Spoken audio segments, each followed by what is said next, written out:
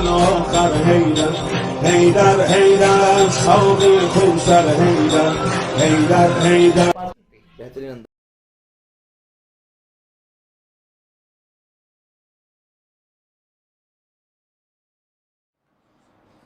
بسم اللہ الرحمن الرحیم الحمد للہ الذی لا یبلغ مدحتہ القائلون ولا يحسن عماءه العادون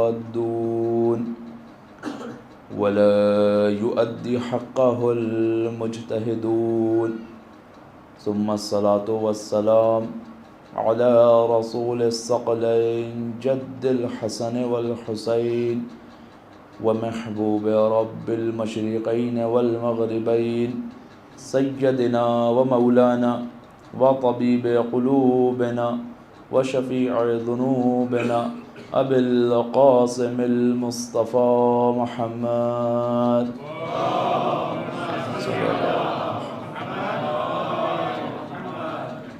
وعلى أهل بيته الطيبين الطاهرين المعصومين المظلومين اللعنة الدائمة على أعدائهم أجمعين من الآن إلى قيام يوم الدين.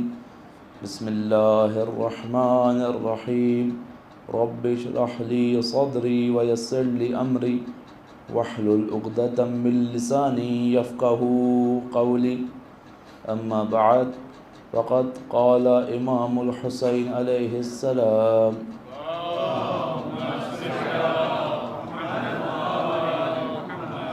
مثلی لا یبایع مثلہ. ایک اور صلوات پڑھے محمد وآل محمد صلی اللہ علیہ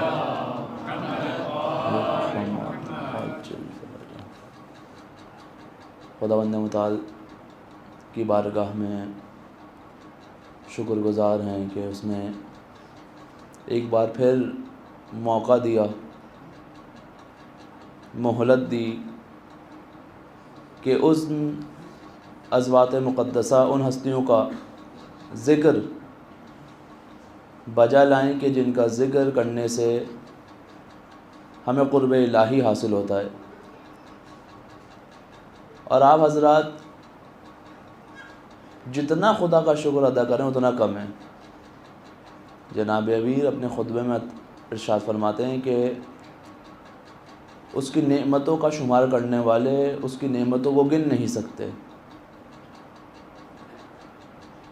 اس کا شکر ادا کرنے والے اس کا شکر ادا کرنے کا حق ادا نہیں کر سکتے.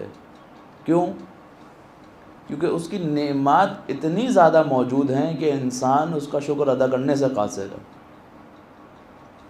صرف ایک چھوٹی سی مثال کہ انسان جو یہ ہر سانس لے رہا ہے، جس کے عوض اس کو زندگی مل رہی ہے، ہر سانس کے عوض اس کو شکر ادا کرنا چاہیے، کیونکہ اس کی ہر ایک سانس کیا ہے؟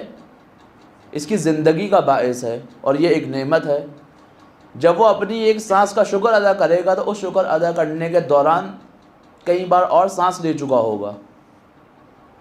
اصلاً ممکن ہی نہیں ہے کہ انسان بطور کل خدا کی تمام نعمات کا شکر ادا کرے. کیوں؟ کیونکہ خداوند متعال فضل کرتا ہے ہمارے اوپر، یعنی جیسے ہمارے اعمال نہیں ہوتے اس سے زیادہ بڑھ کر ہمیں نوازتا ہے. اگر جیسے اعمال ہوں ویسا دے تو عدل کہلائے گا، اعمال سے کم دے تو ظلم کہلائے گا.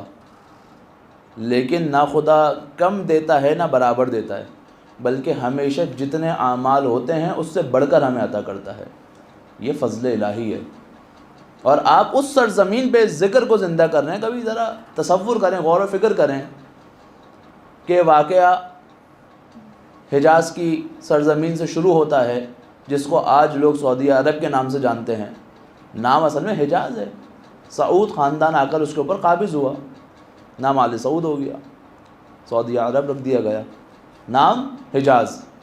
حجاز سے ایک واقعہ شروع ہوتا ہے جو عراق کی سرزمین پر آ کر تمام ہوتا ہے، اور آپ ایک دوسرے سب کانٹیننٹ میں، ایک دوسرے بر اعظم کے اندر اس ذکر کو زندہ کر رہے ہیں جو ذکر جناب سیدہ اور بی بی زینب کی خواہش ہے۔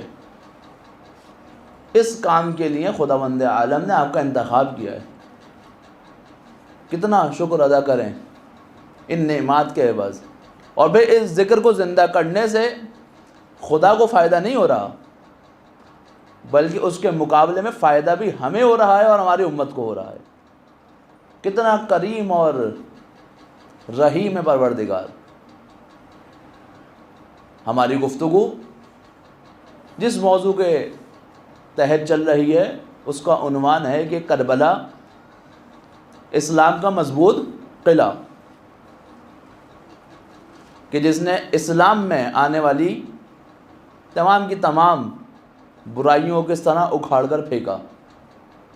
بہت سارے تاریخی واقعات، یہ ہر تاریخی واقعے کا جو ہے وہ طریقہ کار رہا ہے، فقط کربلا سے مخصوص نہیں ہے۔ وہ کیا کہ یہ واقعات اپنے زمانے میں صحیح طریقے سے سمجھ نہیں آتے، ممکن نہیں ہوتا، کیونکہ بہت ساری چیزیں ایسی ہوتی ہیں جو اس وقت کے لوگ اس کو سمجھ نہیں پا رہے ہوتے، لیکن وقت گزرنے کے ساتھ ساتھ کوئی بھی تاریخی واقعہ جو ہے وہ صحیح طرح سے ہمیں سمجھ میں آنا شروع ہوتا ہے۔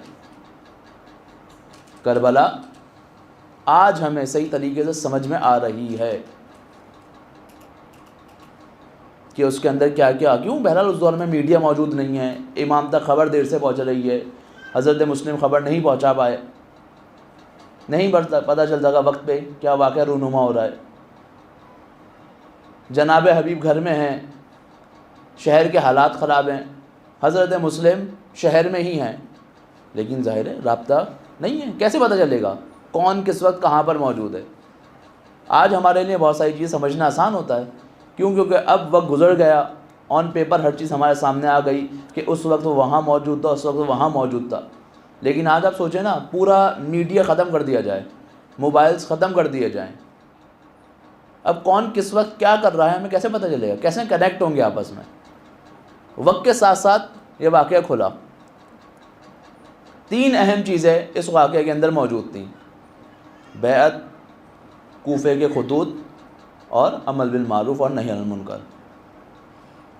بیعت کربلا کے واقعے میں رول پلے کرتا ہے، لیکن یہ دشمن کی طرف سے ایک عمل تھا امام کی طرف، جس کو امام نے انکار کیا۔ دوسرا کوفے کے خطوط، اس واقعے میں کچھ نہ کچھ اس کا بھی رول ہے، لیکن وہ لوگوں نے مدد مانگی، امام نے ہاں کہا۔ یہ تیسری چیز جو ہے وہ واحد چیز ہے کہ جو امام نے خود یزید کی شخصیت کو دیکھتے ہوئے انتخاب کی، یعنی اگر بیعت کا مطالبہ نہ بھی آتا، خطوط نہ بھی آتے، تو یہ تیسرا کام ہو کر ہی رہنا تھا۔ وہ کیا ہے؟ امر بالمعروف اور نہی عن المنکر۔ زیارت وارثہ یقیناً ہم پڑھتے ہوں گے، پڑھنی چاہیے اور ترجمے کے ساتھ پڑھنی چاہیے، ٹھیک ہے، اس کی عربی عبارت پڑھنے کا ثواب اپنی جگہ، لیکن جب ہم ترجمے کے ساتھ پڑھیں گے تو ان معارف سے آشنا ہوں گے جو معارف امام حسین علیہ السلام ہیں۔ صرف تلاوت کر کے یا ریڈنگ کر کے اس کو نہ چھوڑ دیں، بلکہ دیکھیں کہ ہم اس میں کیا چیز کہہ رہے ہیں، ہماری مراد کیا ہے۔ یہ فقرہ آپ نے یقیناً زیارت وارثہ کا جب بھی تلاوت کی ہوگی، مشاہدہ کیا ہوگا۔ اشہد انک قد اقمت الصلاۃ وآتیت الزکاۃ، کہ میں گواہی دیتا ہوں کہ آپ نے کیا کیا ہے، نماز کو قائم کیا ہے، آپ نے زکوٰۃ کو ادا کیا ہے، وامرت بالمعروف ونہیت عن المنکر، آپ نے امر بالمعروف کیا ہے، نہی عن المنکر کیا ہے، وجاہدت فی اللہ حق جہادی، اور آپ نے خدا کی راہ میں اس طرح جہاد کیا ہے جس طرح جہاد کرنے کا حق تھا، حتی اتاک الیقین۔ اب سوال یہ پیدا ہوتا ہے کہ جو میں گواہی دے رہا ہوں کہ آپ نے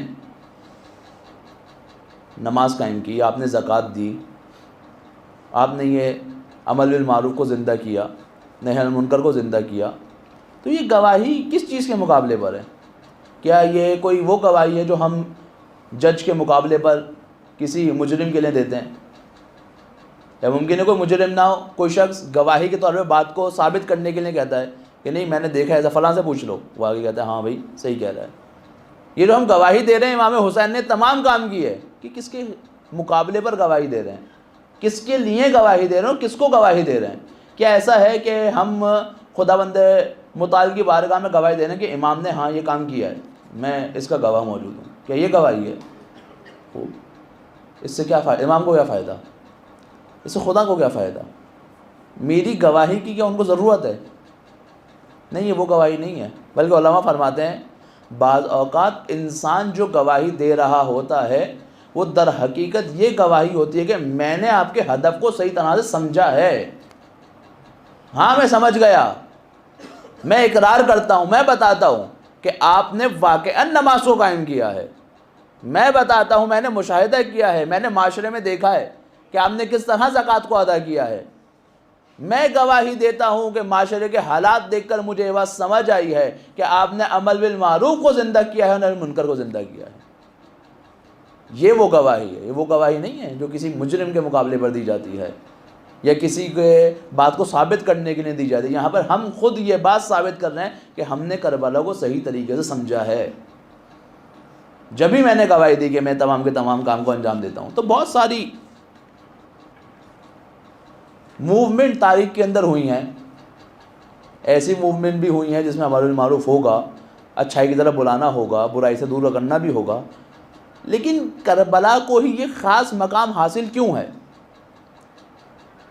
یہ دیکھیں, ایک تو امام حسین کی تحریک ایک موومنٹ ہے, اس کے علاوہ تمام اولیاء خدا کی موومنٹ کے اندر چند خصوصیات موجود ہوتی ہیں.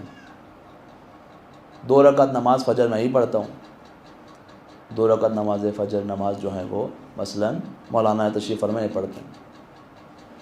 اب میری نماز سے ان کی نماز بہتر. پھر ایک دفعہ یہی نماز امام خمینی پڑھ لیں. اب امام خمینی سے جو نماز کی ایکسپیکٹیشن ہے وہ ہم دونوں کی نماز سے بہتر کی ایکسپیکٹیشن ہے. کیوں؟ کیونکہ مرجع وقت ہو. اب ایک دفعہ وہی 2 رکعت نماز حضرت عباس پڑھ لیں. اب حضرت عباس سے جو ایکسپیکٹیشن ہے وہ کیا ہے؟ اس سے بلند.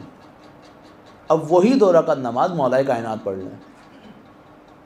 کیا؟ اب امام معصوم. اب ان تمام نمازوں کے اندر کیا ہوگا؟ ڈفرینس پایا جائے گا. لیکن کیا ڈفرینس ہے؟ وہ بھی وہی قیام کر رہے ہیں جو میں کر رہا ہوں, وہ بھی وہی رکوع کر رہے ہیں جو میں کر رہا ہوں, وہ بھی وہی سجدہ کر رہے ہیں جو میں کر رہا ہوں. تو ڈفرینس کہاں آتا ہے؟ کہا ڈفرینس جو آتا ہے وہ تمہارے خلوص کے اندر آتا ہے. جتنا زیادہ خلوص ہوتا ہے اس کی تاثیر اتنی زیادہ ہوتی ہے. اور اس خلوص کو پہچاننا واقعاً بہت ہی زیادہ سخت کام ہے.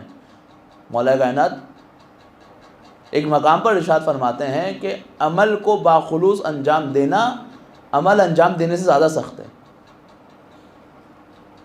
بہت سخت ہے. آپ ایک جگہ نماز پڑھ لیں, مطلب میں ایک جگہ نماز پڑھ لوں, کوئی شخص کمرے میں داخل ہوا, اب میں نے اپنی انداز قرأت کو تبدیل کر لیا. یہ کیا ہوا؟ اگر نماز خدا کے لیے تھی تو تنہائی میں جیسے قرأت تھی, جیسی تلاوت تھی, ویسی کسی کے آنے میں بھی ہونی چاہیے. چینج کیوں ہوئی؟ یا مثلاً تنہائی میں نماز پڑھو, سجدہ شکر ادا کیا, فوراً اٹھ گیا.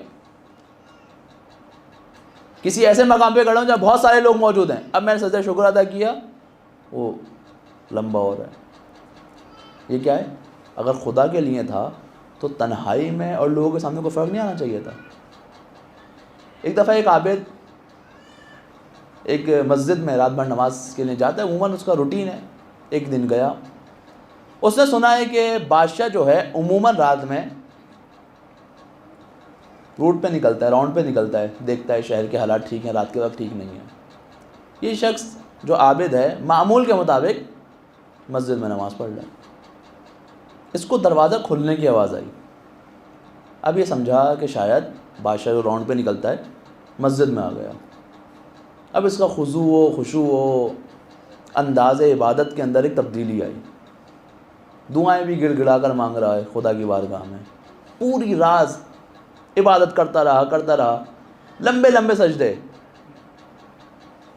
جب عبادت تمام ہوئی, پلٹ کر کیا دیکھا؟ ایک نجس جانور مسجد کے دروازے بیٹھا ہوا ہے, جس کے اندر آنے کی وجہ سے دروازہ کیا ہوا؟ ہلا.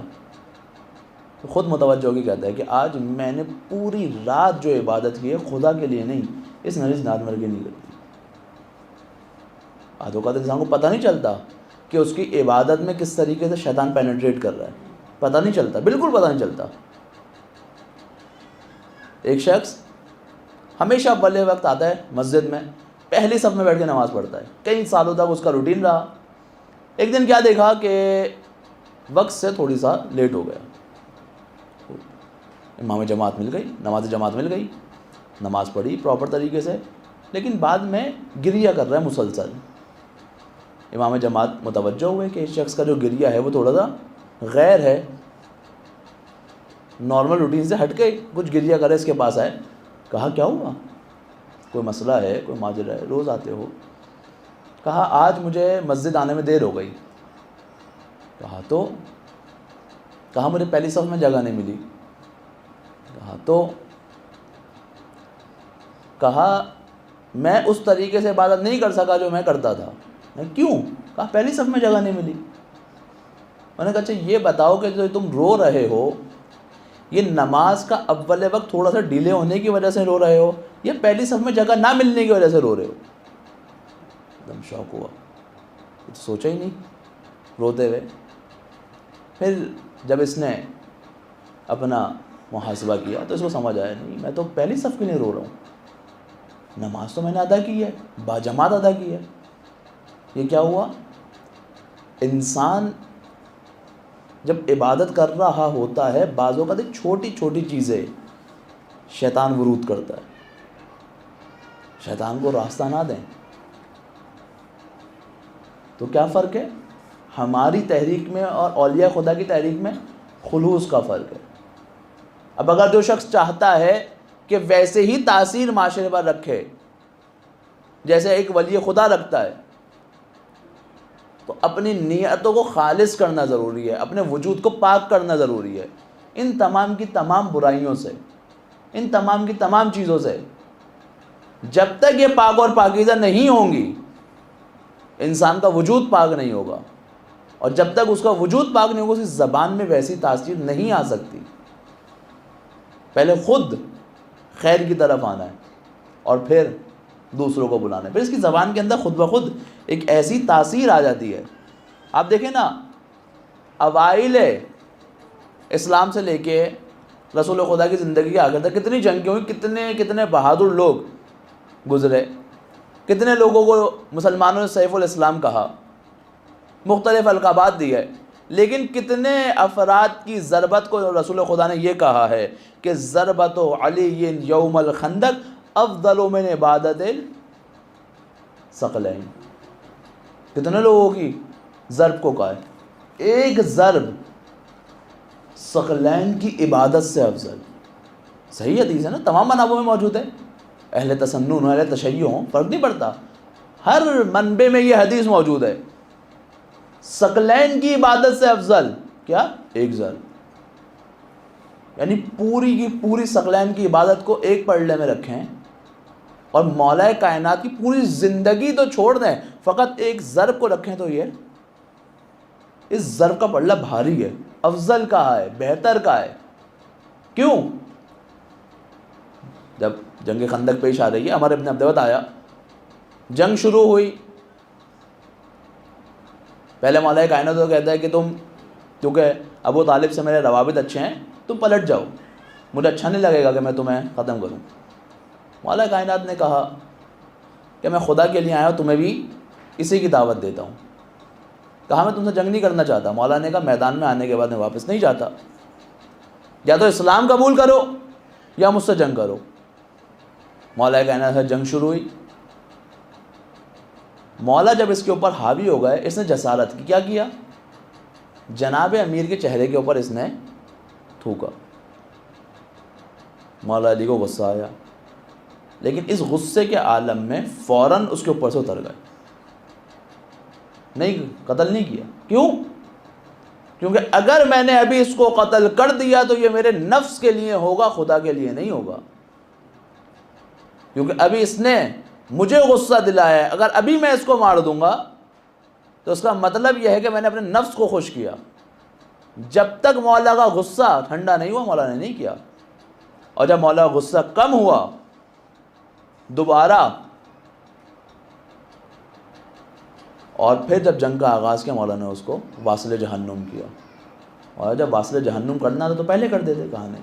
اچھا یہاں پہ ایک اور چیز ملتی ہے، بہت سارے لوگوں کے ذہنوں میں ممکن یہ سوال آ جائے، کیا غصہ یہ جو نیگیٹو صفت ہے مولا کائنات کو کیسے آتا ہے؟ ایسا کیسے ممکن ہے غصہ مولا کے اوپر غلبہ پا جائے؟ غصہ آنا نیگیٹو صفت نہیں ہے، غصے کی کنٹرول میں چلے جانا ہی نیگیٹو صفت ہے۔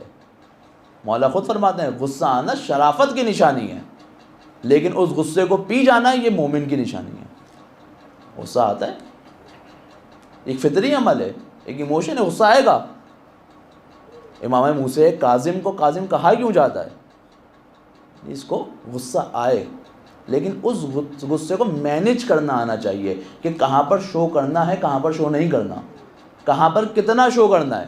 بہت ضروری ہے انسانی زندگی کے اندر، اولاد کی تربیت کے اندر، گھریلو روابط کے اندر بہت زیادہ امپورٹنٹ چیز ہے، سوشل لائف کے اندر بہت امپورٹنٹ چیز ہے یہ کہ انسان کو غصہ کہاں پر کتنا اور کیسے شو کرنا ہے۔ بعضوں کا چھوٹی سی بات ہوتی ہے ایسا غصہ کر دیتا ہے کہ وہ اصلاً پورا ماحول ہی خراب ہو جاتا ہے، اور بعضوں کا جہاں غصہ کرنا ہوتا ہے وہاں غصہ نہیں کرتا، تو اس کا نتیجہ کیا نکلتا ہے؟ معاشرہ بگڑنا شروع ہو جاتا ہے۔ دونوں چیزیں بیلنس، تو مولا کائنات نے واصل جہنم کیا، اور یہ خلوص اس مقام پر پہنچا کہ مولا کی ایک ضربت ثقلین کی عبادت سے افضل قرار پا رہی ہے۔ ایک دفعہ صلوات پڑھیں اہل بیت کی ذات پر، اللہم صلی اللہ۔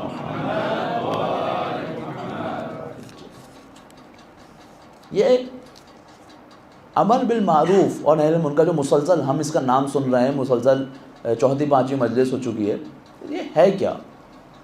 آسان باتیں تاکہ آپ تک صحیح مفہوم کلیئر ہو سکے۔ دیکھیں کہا گیا امر بالمعروف، امر کہتے ہیں حکم کو، آرڈر کو، کسی کو کہنے کو، اور معروف یعنی اچھا کام۔ نہیں کہا نماز، نہیں کہا روزہ، نہیں کہا حج، نہیں کہا سچائی، نہیں کہا معاشرے کی اصلاح، کچھ نہیں کہا، کہا معروف۔ دم دائرے کو کیا کیا؟ وسیع کر دیا، یعنی ہر اچھے کام کی طرف بلانا، اور نہی عن المنکر، نہیں کیا کہتے ہیں؟ روکنے کو۔ کس چیز سے؟ جھوٹ سے، غیبت سے، بے حیائی سے، برائی سے نہیں، دائرہ وسیع کر دیا۔ ہر قسم کی پلیدی، ہر قسم کی نجاست، ہر قسم کا برا عمل، اس سے روکنا۔ جیسے ہی اس کا دائرہ وسیع ہوا، اب ہم اپنی زندگی کے اندر دیکھتے ہیں کہ بہت ساری اعمال ہمارے کیسے عمل بالمعروف ہو سکتے ہیں اور برائیوں سے روکنے بھی ہو سکتے ہیں۔ مثلاً چھوٹی چھوٹی مثالیں جو ہماری زندگی کے اندر پائی جاتی ہیں جس سے ہمیں شروع کرنا چاہیے، جس میں سے ایک مسئلہ جو خود ہمارے ساتھ بھی پیش آتا ہے وہ کیا کہ اولاد ہوئی، نام رکھنا ہے۔ نام کا انتخاب کیا کریں گے؟ یہ کوئی نیا نام ہونا چاہیے، نام جو ہے وہ نیا ہونا چاہیے، وہ پرانے نام نہیں رکھنے جو بہت زیادہ استعمال ہو رہے ہیں، وہ نہیں، کوئی نئی چیز ہو۔ ہمارے یہاں ایسے خاندان میں عجیب و غریب نام رکھے گئے، بہرحال مناسب نہیں ہے، اگر کسی نے ویڈیو دیکھ لی ناراض ہو جائے گا۔ ایسے نام کیا مگر نام علی بھی کوئی پرانا ہونے والا نام ہے؟ کیا نام فاطمہ یہ بھی کوئی پرانا ہونے والا نام ہے؟ کیسے عمل معروف ہو سکتا ہے؟ وہ اسلامی نام جب اپنی اولادوں کے رکھیں گے تو خود بخود ان ناموں کا معاشرے میں زندہ ہونا ایک طریقے سے عمل معروف ہے۔ ادارے کا نام رکھنا ہے، کیا کریں؟ ایسی القابات کا انتخاب، ایسی چیزوں کا انتخاب جو معاشرے کے اندر اس چیز کو رائج کریں، یہ خود ایک طرح کا عمل معروف ہے۔ چھوٹی چھوٹی زندگی کی چیزیں، چھوٹی چھوٹی باتیں، اس سے آپ معاشرے کے اندر عمل بالمعروف کو زندہ بھی کر سکتے ہیں اور چھوڑ بھی سکتے ہیں۔ ایک اور برائی جو ہمارے یہاں پائی جاتی ہے اور بہرحال بہت ہی زیادہ معذرت کے ساتھ یہاں پر بھی موجود ہے، وہ کیا ہے؟ لینگویج کا ایشو۔ یہ آپ کیا سمجھتے ہیں کہ آج جو پوری دنیا کے اندر ایک کامن لینگویج انگلش بن چکی ہے، یہ کیا ایسے ہی بن گئی؟ عربی اسلام کی زبان ہے، عرب کی زبان نہیں ہے۔ کیوں؟ کیونکہ قرآن اور احادیث خدا نے جو ہم سے کلام کیا ہے تو اس زبان کے اندر کلام کیا ہے۔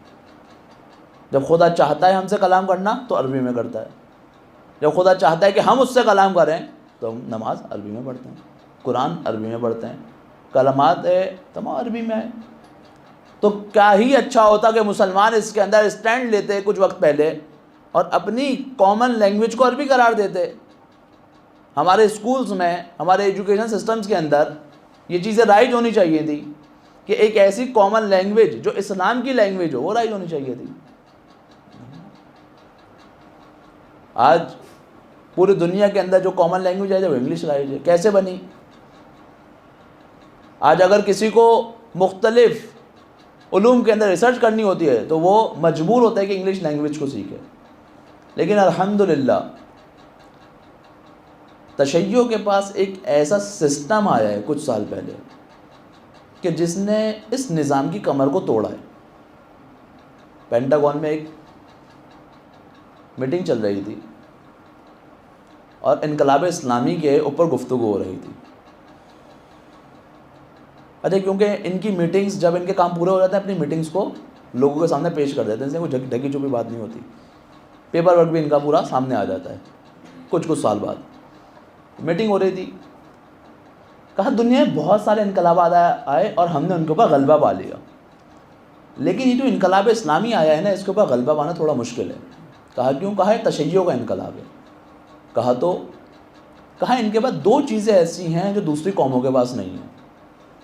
کہا وہ کہ کہا یہ ایک پرندے کی مانند ہے جس کا ایک پر سبز ہے یعنی ریڈ ہے، اور ایک پر جو ہے وہ سبز یعنی گرین، اور ایک پر جو ہے اس کا قرمز یعنی ریڈ ہے، لال ہے۔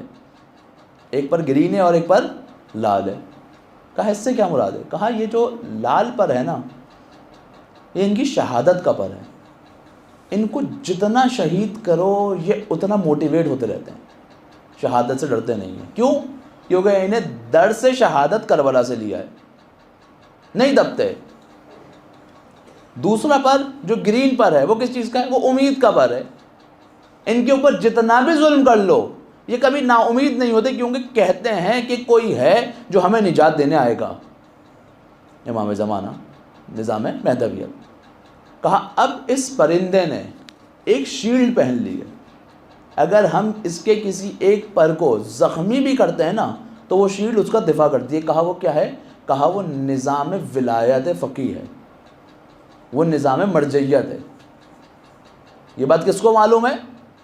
دشمن کو یہ بات سمجھ آ رہی ہے، لیکن اپنوں کو یہ بات سمجھ نہیں آ رہی کہ نظام مرجعیت کیا نظام ہے۔ نظام مرجعیت کبھی آپ سوچیں تو کہ آپ کو کتنا بڑا ریلیف ملتا ہے، اس سے کتنا بڑا ریلیف ملتا ہے۔ آخرت میں پوچھا جائے گا یہ کام کیوں کیا؟ آیت اللہ سستانی کی تقلید کرتا تھا، ان کے کہنے پہ عمل کیا تھا۔ اب خدا آپ سے نہیں پوچھے گا یہ کام کیوں کیا، بلکہ ان سے پوچھے گا جس نے فتویٰ دیا ہے۔ کتنا بڑا ریلیف ہے۔ آپ سے فقط یہ سوال ہوگا کیوں کی تقلید؟ آپ کا دلائل موجود ہے، نظام ولایت ہے، اصل ولی خدا ہے، خدا نے اس ولایت کو منتقل کیا نبی کی طرف، نبی نے اس ولایت کو منتقل کیا اہل بیت کی طرف، اور امام حسن عسکری علیہ السلام کی طرف صلوات پڑھے محمد و آل محمد پر، اللہم صلی علی محمد و آل محمد کی حدیث ہمارے پاس موجود ہے کہ ہم تمہارے اوپر حجت ہیں اور یہ افراد ہماری طرف سے تم پر حجت ہیں۔ امام کی حدیث موجود، مختلف الفاظوں کے ساتھ مختلف احادیث ہمارے پاس آئی ہیں، اس لیے میں نے ان کی زندگی میں کتنا بڑا ریلیف ہے۔ اب انسان فقط تقلید کر کے سکون سے مسئلہ لکھ کر سوال پوچھنا چاہے ان کی ویب سائٹیں بھیج کے سو جاتا ہے، اور وہ مرد فقیر رات بھر جا کر ریسرچ کر کے آپ کو جواب دیتا ہے، محنت بھی وہ کرے جواب بھی وہ دے۔ آپ نے کیا کرنا ہے؟ خالی ہم کہنا ہے بھائی میں فلاں کی تقلید کرتا، ختم۔ کتنا بڑا ریلیف ہے۔ یہ نظام ہمیں بکھرنے نہیں دیتا، یہ نظام ہمیں منتشر ہونے نہیں دیتا۔ آپ ذرا تاریخ کا مطالعہ کریں، 1979 سے پہلے تشیع کی پہچان دنیا میں کیا چیز تھی اور آج تشیع کی پہچان دنیا میں کیا ہے۔ ایک مقام پر برٹش بادشاہ آیا، بر صغیر کا دور ہے، اس جگہ پر پورے بر صغیر کے اندر، ہند و پاک کے اندر برٹش حکومت ہے. وہ آیا، دیکھا اذان ہوئی، اللہ اکبر اللہ اکبر اشہد ان لا الہ الا اللہ. کہا یہ کون؟ بڑی خطرناک قوم ہے. کہا کیوں؟ کہا ہماری حکومت کو ڈائریکٹ ٹکر دے رہی ہے کہ اللہ سب سے بڑا ہے اور اللہ کے سوا کوئی بھی حکومت کے قابل نہیں ہے. کہا بے فکر رہیں، ان کو پتہ ہی نہیں ہے کیا کہتے ہیں. کہا واقعا؟ کہا ہاں ان کو نہیں پتہ یہ کیا کہتے ہیں. کہا اگر ایسا ہے تو ان کو انویسٹمنٹ بھی دو، ڈونیشنز بھی دو، بس ان کو کبھی بیدار ہونے نہ دینا. سب کچھ دو لیکن کبھی بیداری نہ دینا. آج بھی آپ چلے جائیں ویسٹ کے معاشرے میں، ہر وہ دین جو سلانے کے کام آتا ہے اس کو سپورٹ بھی کرتے ہیں، انویسٹمنٹ بھی دیتے ہیں، لیکن ہر وہ مکتب جو تھوڑی سی انسان کو آزادی دیتا ہے اس کے فوراً مقابلے پر آ جاتے ہیں. ابھی جو یہ قرآن کی بے حرمتی کی گئی ہے، قرآن کے ساتھ کیا دو چیزیں جلائی گئی ہیں؟ عراق کا جھنڈا اور رہبر معظم کی تصویر. یقیناً آپ سب نے دیکھی ہوں گی، نہیں دیکھی تو بہرحال دیکھیں دنیا میں کیا چل رہا ہے. قرآن جلایا گیا، بے حرمتی کی گئی، دو چیزیں ساتھ جلائی گئی، عراق کا جھنڈا اور رہبر معظم کی تصویر. یہ خود دشمن بتا رہا ہے کہ دیکھو اگر ہمیں خوف ہے تو کربلا سے خوف ہے اور اس مرجعیت سے خوف ہے. خود دشمن اعلان کر رہا ہے. اب تو کم از کم اپنوں کو سمجھ آ جانی چاہیے کہ اگر چاہتے ہیں بقا، اپنی بقا چاہتے ہیں، معاشرے میں زندہ رہنا چاہتے ہیں، دین کو سربلند کرنا چاہتے ہیں، تو ابھی بھی وقت ختم نہیں ہوا. کربلا سے جڑ جائیں اور مرجعیت سے جڑ جائیں.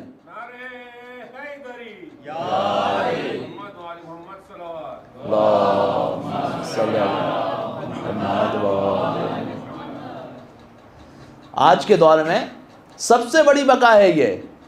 ورنہ جیسے آج برادر گفتگو کر رہے تھے، آرٹیکل 2030 کے اوپر اکثر ممالک نے سائن کر دیا ہے.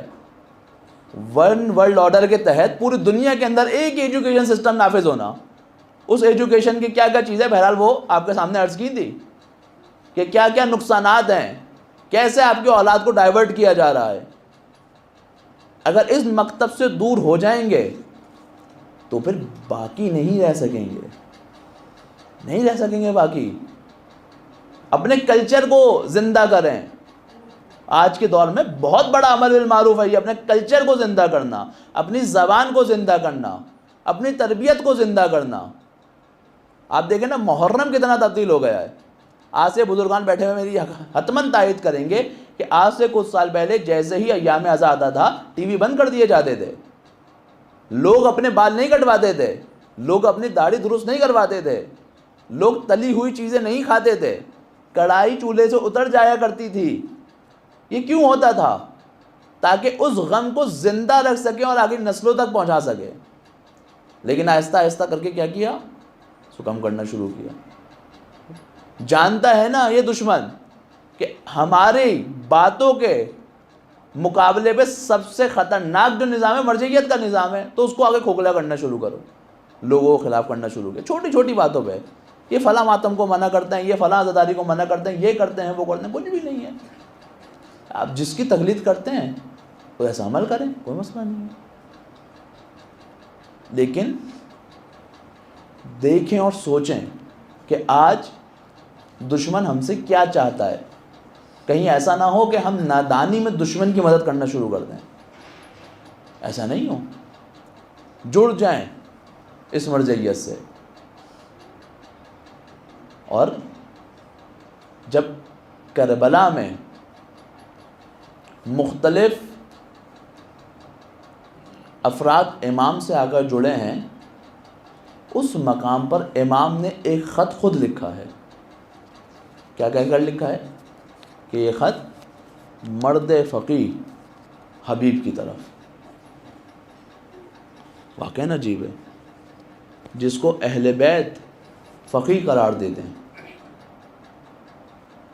یہ فقہات کا نظام خود بتاتا ہے کہ آج کا نہیں ہے. یہ امام حسین کہہ رہے ہیں حبیب کو مرد فقیہ. اے وہ جو دین میں گہری نگاہ رکھنے والا ہے، تفقہ فی الدین۔ جناب زینب امام حسین سے فرماتی ہیں کہ بھیا میں دیکھ رہی ہوں کہ روز بروز دشمن کے لشکر میں اضافہ ہو رہا ہے، ہر روز دشمن کا کوئی مدد کرنے والا دشمن کی مدد کے لیے آتا ہے،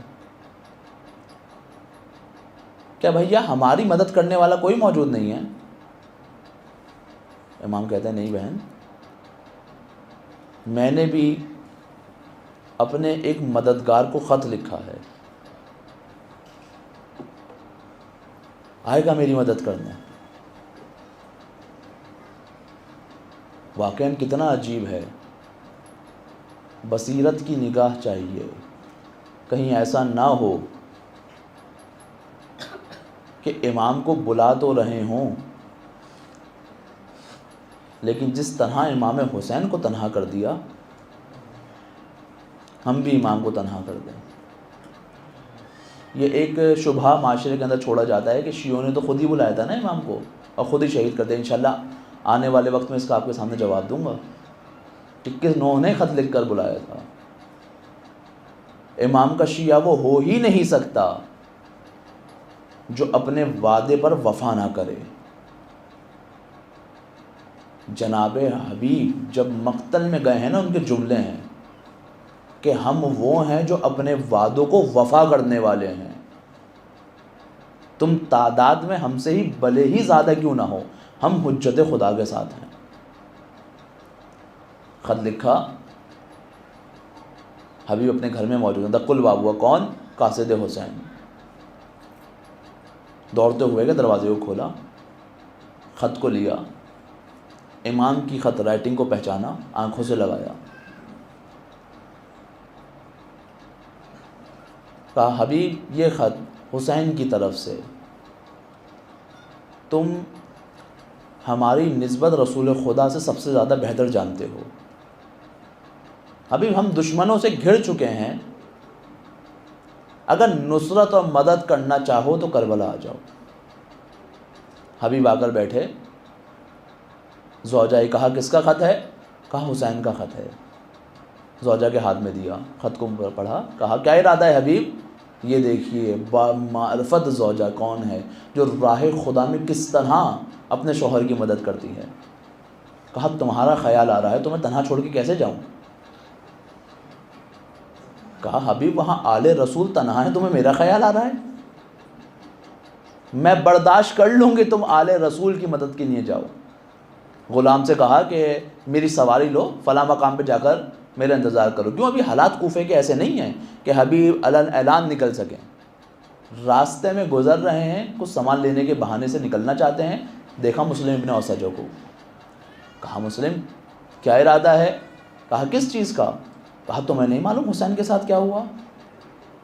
خط مسلم کے ہاتھ میں دیا، مسلم نے کہا آپ چلیے میں بھی آتا ہوں۔ حبیب کو پہنچنے میں تھوڑی سی دیر ہوئی ہے، جب جا کر دیکھتے ہیں تو کیا منظر دیکھتے ہیں کہ حبیب کی سواری اضطراب کی عالم میں زمین پر اپنے ٹانپوں کو مار رہا ہے، اور غلام اس سے کہہ رہا ہے کہ اے سوار فکر نہ کر، اگر حبیب نہیں آئے نا تو میں تجھ پر بیٹھ کر جاؤں گا حسین کی مدد کے لیے۔ حبیب تڑپ گئے، کیا وقت آ گیا ہے آل رسول پر۔ ساتھ آتے ہیں، سفر کرنا شروع کیا۔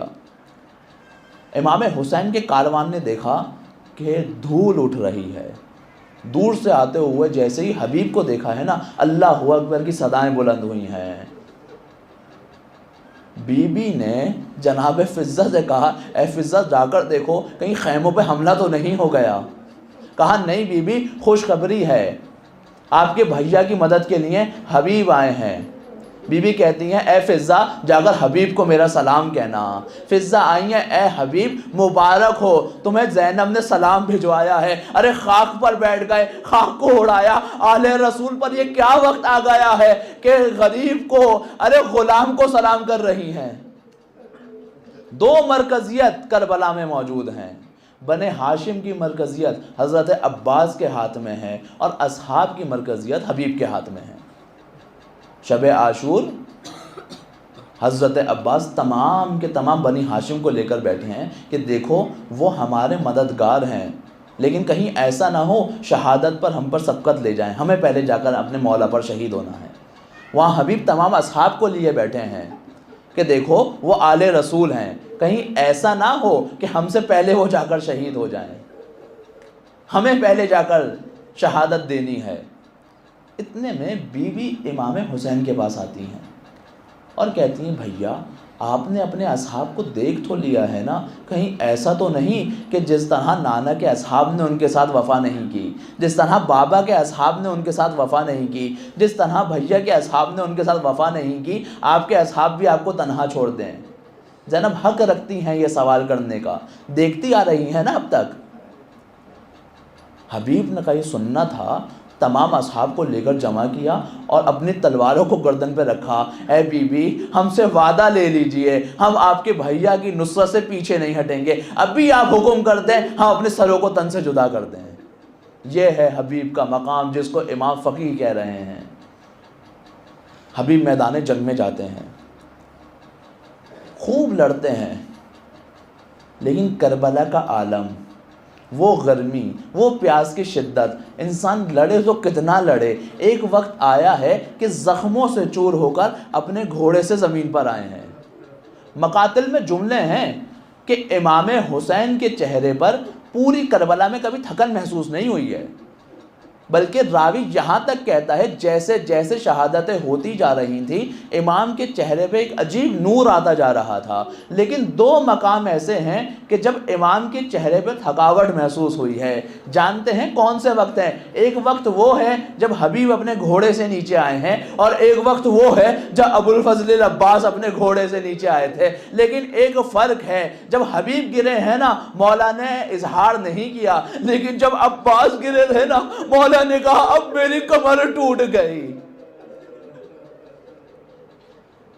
تمام کے تمام لاشوں کو امام خود لے کر آئے ہیں، 12 محرم آتی ہے، تمام کے تمام شہداء کے سروں کو تن سے جدا کیا گیا، نیزے پر بلند کیا گیا اور کوفے کے اندر پھرایا جا رہا ہے۔ قاتل کے ہاتھ میں حبیب کا سر موجود ہے، وہ کیا دیکھتا ہے؟ پیچھے پیچھے ایک ننھا بچہ اس کے ساتھ موجود ہے، جہاں جاتا ہے پیچھے آ جاتا ہے۔ کہا تجھے کیا چاہیے؟ کہا دیکھیں میرے باپ کا سر ہے، مجھے اسے واپس کر دے کہ میں اس سر کو دفنا دوں۔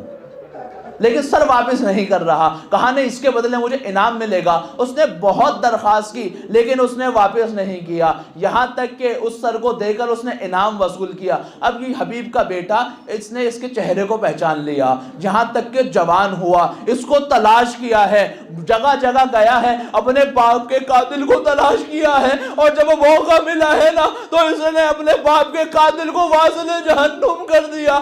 اللہ رے اللہ، الصبر سید سجاد، ارے باپ کے قاتل کو دیکھا، ارے پھپھیوں کی چادر کو چھینتا دیکھا، ارے بہن کے چہرے پہ تماشوں کو دیکھا۔ میرا مولا کہتا ہے میرا سلام ہو ننھے رخساروں پر جنہوں نے کربلا سے کوفہ، کوفہ سے شام اپنے چہرے کی رنگت کو تبدیل کیا۔